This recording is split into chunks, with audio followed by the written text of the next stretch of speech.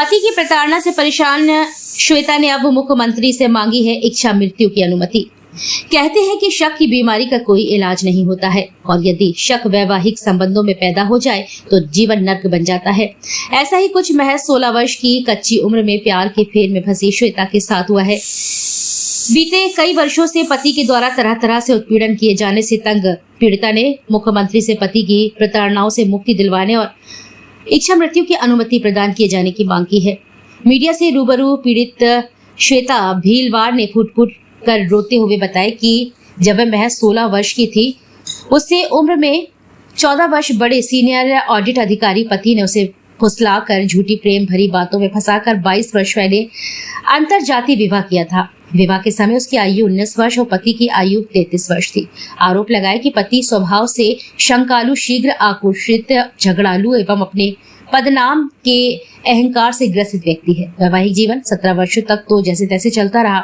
पूर्व में मारपीट व उत्पीड़न उसने लंबे समय तक सहा, परंतु बीते 4 से 5 वर्षों से स्थितियां अत्यधिक विषम हो चुकी हैं। उन्हें सह पाना अब उसके बस में नहीं है। पति के द्वारा बिना किसी आधार के चरित्रहीनता जैसे गंभीर आरोप लगाकर घर के द्वार पर लगाए गए सीसीटीवी कैमरे द्वारा 24 घंटे निगरानी रखी जाती है।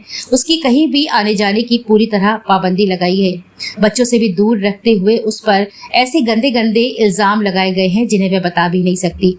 वर्षों तक उस पर तलाक देने के लिए अनुचित दबाव भी बनाया गया। पति घिनौने इल्जाम लगाता है और 14 साल बड़ी उम्र के चलते चाहे जिस व्यक्ति के साथ अवैध संबंधों का आरोप लगाते हुए शक करता है। कई बार मन में आए कि वह जीवन लीला स्वयं समाप्त कर ले, पर हर बार अपने 2 बेटों को याद करके अपने आप को समझा लिया। उसने मजबूरी वश स्कूल में पढ़ाना शुरू किया, परंतु उसको स्कूल में नौकरी करने से पति का अहंकार और अधिक बढ़ गया है और वह बच्चों से दूर कर घर से निकालना चाहता है।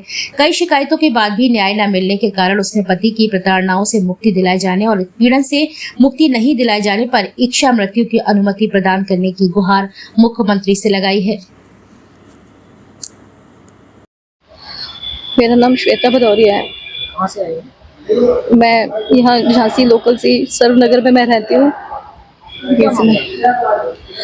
मामला एक्चुअली ये है कि मैं अपनी लाइफ से बहुत परेशान हो चुकी हूँ। इच्छा मृत्यु तो कोई भी अपने लिए नहीं मानता है, हर कोई जीना चाहता है और मैं भी जीती हूँ। मैं भी एक बचपन स्कूल में मैं नर्सरी टीचर हूँ, तो मैं भी जीना चाहती हूँ, लेकिन घर में अशांति की वजह से मैं बहुत परेशान हो चुकी हूँ कि पति को इस बात से प्रॉब्लम है कि मैं जी क्यों रही हूँ। बेसिक प्रॉब्लम क्या है? बेसिक प्रॉब्लम ये है कि मैंने 2003 में अपनी मर्जी से इनसे शादी की थी। छोटी थी, 4 साल की, जब पिता शहीद हुए थे। माँ को जॉब मिला, उसके माँ ने पिता और माँ दोनों का रोल प्ले किया। 16 साल की थी, उसके बाद ये लाइफ में आए। 19 साल की थी, फिर घर से इनसे भागकर शादी की। शादी करने का पर्पस ये था कि जो किया है उसको निभाना है। समाज को ताक पर रखकर, जातियों को ताक पर रखकर, हर चीज को छोड़कर मैं इनके साथ भागी और मैंने शादी की। जॉइंट फैमिली में आई, सबका प्यार मिला, ससुराल वाले बहुत अच्छे थे, सबका बेटी की तरह बेटी बनाकर मुझे रखा। कहीं से कोई मेरे लिए कोई तकलीफ नहीं थी। उसके बाद 2 बच्चे हुए। आज मेरा बड़ा बेटा 20 साल का है, बनारस से बीटेक कर रहा है। छोटा बेटा 16 साल का है, 10th में है, मेरे साथ रहता है। सब कुछ अच्छा चल रहा है, लेकिन पति का जो ईगो है, अहंकार है, उसने सब खत्म कर दिया। छोटी छोटी बातों को लेकर प्रताड़ित करना, घर में अशांति मचाना, ये सब इनका आए दिन का है। आज शक की मुझसे ये उम्र में 15-16 साल बड़े हैं और छोटी छोटी बातों को लेकर शक करते हैं। लगता है कि लाइफ में जैसे कि सिर्फ हमारी सांसें ही हमारे कंट्रोल में थी, जिनको हम अपनी मर्जी से ले पाते थे और छोड़ पाते थे। बाकी हर चीज का कंट्रोल ये रख देते। पिछले साल माँ का देहांत हुआ।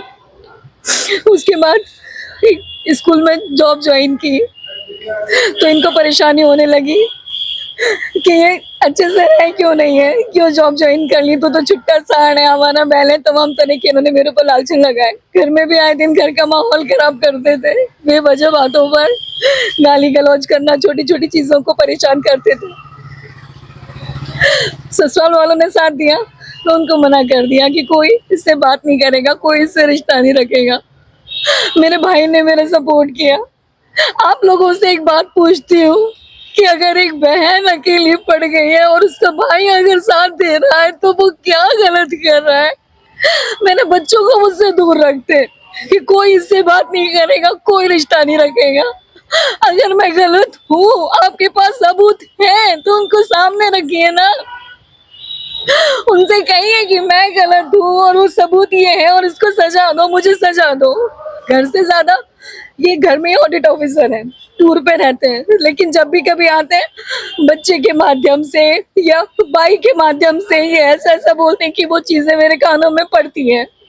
घर में दो दो कैमरे लगवा के रखे हैं कि मैं कब जाती हूँ, मैं कब आती हूँ, मैं क्या करती हूँ।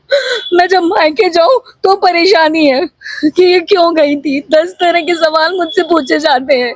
अरे आपके पास सब चीजें हैं, सबूत हैं तो वो सामने लाइए ना, प्रूफ तो करिए ना। मैं बहुत परेशान हो गई हूँ। आपके पति किस विभाग में है? ये क्या नाम है? ये सीनियर ऑडिट ऑफिसर है, ग्वालियर AGMP, क्या नाम है? वीरेंद्र कुमार। अच्छा मैम, आपने शिकायत इसकी अब तक कहाँ की है अपने पति को लेकर? मैंने पहले महिला थाने से शुरुआत की थी कि लगा था कि जब मैं परेशान हूँ तो औरत के पास सिर्फ सबसे पहला महिला थाने नजर आता है। मैं सबसे पहले वहां गई थी, फिर मैंने महिला आयोग को भी लिखा, मैंने फिर तमाम जगह मैंने CAG को भी लिखा, मैंने इनके ऑफिस में भी कंप्लेंट डाली, कई सारी जगह मैंने इनकी कंप्लेंट की है। लेकिन जिस तरह से मुझे न्याय मिलना था उस तरह से मुझे न्याय नहीं मिला है। घर में अशांति आज भी रहती है।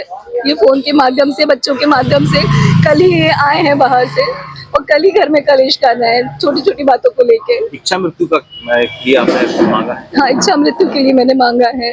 कहाँ शिकायत की है संबंध में? अभी मैंने ऑनलाइन तो मैंने कई सारी जगह डाला हुआ है, महिला आयोग को भी डाला हुआ है मैंने, और भी सारी चीजें इसमें लिखी हुई है। और अभी CM पोर्टल पर मैंने डाला तो CM पोर्टल पर भी वो लोग घर पर आए थे इन्वेस्टिगेशन करने के लिए, लेकिन वहां से भी मुझे न्याय नहीं मिला। उन्होंने मुझसे ये कहा कि हम आपके पति को समझाएंगे और आप चिंता मत करो, आपको घर से हमेशा आए दिन धमकी रहते हैं कि मुझे घर से निकाल देंगे, घर से निकाल देंगे। तो आप एक बात बताओ, जो 22 साल मैंने इस घर में अपने समर्पित होकर दिए हैं तो मैं जाऊँ कहाँ जाऊँ मैं?